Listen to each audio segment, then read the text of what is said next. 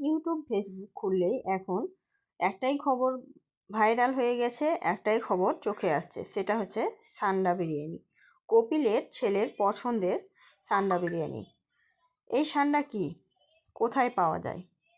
এটা হচ্ছে সান্ডা বা গুইসাপ ধরনের একটা প্রাণী, যেটা আরবের দেশে পাওয়া যায়। আরবের মরুভূমিতে যখন প্রচণ্ড পরিমাণে গরম হয় সেই সময় এই সান্ডা পাওয়া যায়। এই সান্ডা দিয়ে কিন্তু সান্ডার তেলও হয়, তার জন্য এটা অনেক দামি একটা প্রাণী। এই সান্ডা যারা খায় তারা কিন্তু অনেক শক্তিশালী হয়ে যায়। এই সান্ডা মূলত দুই রকমের হয়, হলুদ কালারের হয় আর কালো কালারের হয়। এই সান্ডার বিরিয়ানি খেতে আরবদেরা খুবই পছন্দ করে। সান্ডা ও গুইসাপ দেখতে একই হলেও এদের মধ্যে অনেক তফাৎ আছে। এইটা হচ্ছে গুইসাপ আর এইগুলো হচ্ছে সান্ডা।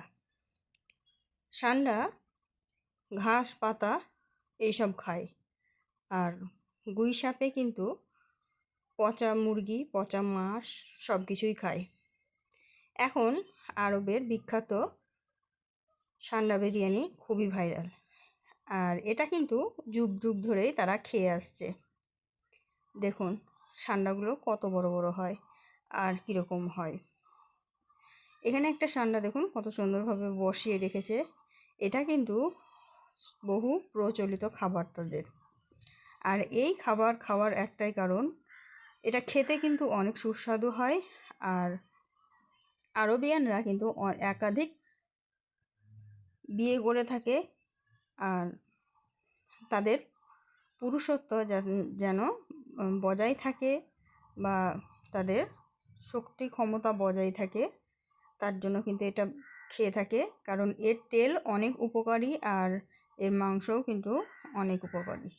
বিশেষ করে পুরুষদেরকে বিশেষ শক্তি যোগায়, তার জন্যই কিন্তু এই খাবারটা খেয়ে থাকে। এখন কিন্তু কপিলের ছেলের সান্ডা বিরিয়ানি অনেক ভাইরাল হয়েছে।